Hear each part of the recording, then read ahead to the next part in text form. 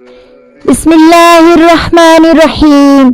جو پڑھے گا قرآن اس کا ہے اونچا مقام، رب العلا کا ہے یہ پیارا کلام، ہے سمندر اس کے اندر آب رحمت بے بہا، اس میں ہے نایاب گوہر جا بجا بے انتہا، پر نظر ہر ورق پر موتی چمکتے ہیں تمام، عامل قرآن کے لیے ہوگا روزے قیامت اعلیٰ مقام۔ جو بھی اس قرآن کا ایک حرف پڑھتا ہے جناب، یقیناً 10 نیکیوں کا ملتا ہے اس کو ثواب۔ عامل قرآن جب ہوں گے عرش کے سائے تلے، حکم خدا ہوگا جنت الفردوس میں آئے چلیں۔ معزز سامعین، قرآن مجید فرقان حمید کو مخارج کے ساتھ پڑھنے کے لیے تجوید کے بنیادی 4 قواعد ہم سیکھیں گے۔ اگر یہ 4 قواعد ہم نے سیکھ لیے تو ہم پورے قرآن کو تجوید کے ساتھ پڑھنا سیکھ لیں گے۔ نمبر 1 اظہار، نمبر 2 اقلاب، نمبر 3 ادغام یعنی یرملون، نمبر 4 اخفا۔ یہ 4 قواعد ہم سیکھیں گے مثالوں کے ساتھ۔ نمبر 1 اظہار، اس کا مطلب ہے ظاہر کرنا۔ قرآن مجید میں کہیں بھی اگر نون ساکن، نون کے اوپر جزم ہے تو اس کو نون ساکن بولتے ہیں، یا تنوین، 2 زبر 2 زیر 2 پیش کو تنوین کہتے ہیں۔ نون ساکن یا تنوین کے بعد اگر حروف خلقی میں سے حمزہ ہا، عین، ہا، غین، خا میں سے کوئی حرف آ جائے تو وہاں پر ہم اظہار کریں گے، یعنی ظاہر کر کے پڑھیں گے۔ اس کی مثال من اہلی طیرن ابابیل، من ہادن جرفن ہارن، من علق یومئذ علیہا وانحر کتاب حکیم، من غیر رب غفور، من خلاف نخل خاویہ۔ ان کو ظاہر کر کے پڑھیں گے۔ قاعدہ نمبر 2 اقلاب۔ اقلاب کا مطلب ہے بدلنا، نون کو میم میں بدلتے ہیں۔ اگر نون ساکن یا تنوین کے بعد حرف اقلاب آ جائے تو نون کو میم میں بدلتے ہیں، اقلاب کرتے ہیں۔ جیسے من بعدی، یہاں پر چھوٹا سا میم بھی لکھا ہوتا ہے، نون ساکن کے بعد با ہے تو اس کو میم میں بدل لیں گے۔ کرام بررۃ۔ نمبر 3 ادغام کا قاعدہ۔ ادغام کا مطلب ہے ملانا، اس کو حروف یرملون بھی کہتے ہیں، یا، را، میم، لام، واو، نون۔ حروف ادغام 6 ہیں، اس کی 2 قسمیں ہیں۔ نمبر 1 ادغام بالغنہ، ملاتے ہیں، غنہ بھی کرتے ہیں۔ اگر نون ساکن یا تنوین کے بعد یا، میم، واو، نون یا مون اس کا مجموعہ ہے، اس میں سے کوئی حرف آ جائے تو ادغام بالغنہ ہوگا، یعنی ملائیں گے، غنہ بھی کریں گے۔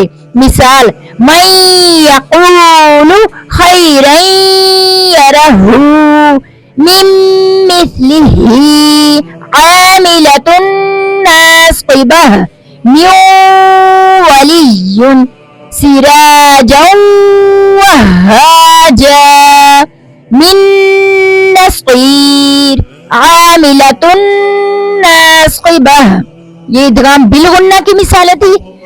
اس کی دوسری قسم ہے ادغام بلا غنہ، ملاتے ہیں، غنہ نہیں کرتے۔ اگر نون ساکن یا تنوین کے بعد لام اور را میں سے کوئی حرف آ جائے تو ادغام بلا غنہ ہوگا، ملائیں گے، غنہ نہیں کریں گے۔ ادغام بلا غنہ کی مثال، ادغام بلا غنہ یعنی ملائیں گے، غنہ نہیں کریں گے۔ را کی مثال من ربہم محمد رسول اللہ۔ لام کی مثال یقل لہ متاعا لکم۔ قاعدہ نمبر 4 اخفا۔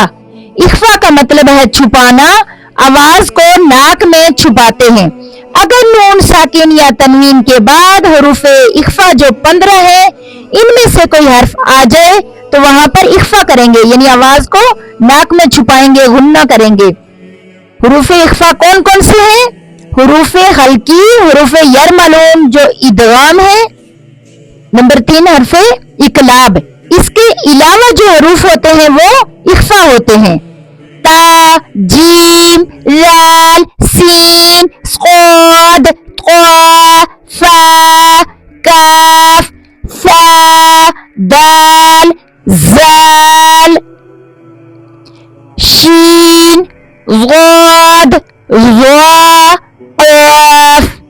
تا کی مثال اخفا کی، انتم جنات تجری، ثا منصورا مطاع ثم، جیم من جنت فصبر جمیل ومن دخله قنوان دانیہ، ذال من ذکر نفس ذائقہ، زا من زکاہا صعیدا زنکا۔ اخفا کے سین کی مثال، من سلالت اولا سدیدا، شین ان شاء اللہ نفس شیئا، صاد مثقل اسقال بریح صرصر، ضاد مزغریع او مزغالین، طا من طیبات شرابا طہورا، ذا من ظہیر ذلا ذلیلا، فا من فضل شیئا فریا، قاف فإن قاتلوکم کتب قیمہ، کاف فمن کان کراما کاتبین۔ اللہ تعالیٰ سے دعا ہے ہمیں یہ چاروں قواعد اچھی طرح سیکھنے کی توفیق عطا فرمائے۔ نمبر 1 اظہار، نمبر 2 اقلاب، نمبر 3 ادغام یعنی یرملون، نمبر 4 اخفا۔ اگر ہم نے یہ 4 قواعد اچھے طریقے سے سیکھ لیے تو انشاءاللہ ہم قرآن کو تجوید کے ساتھ پڑھنا سیکھیں گے۔ یہ بنیادی قاعدے ہیں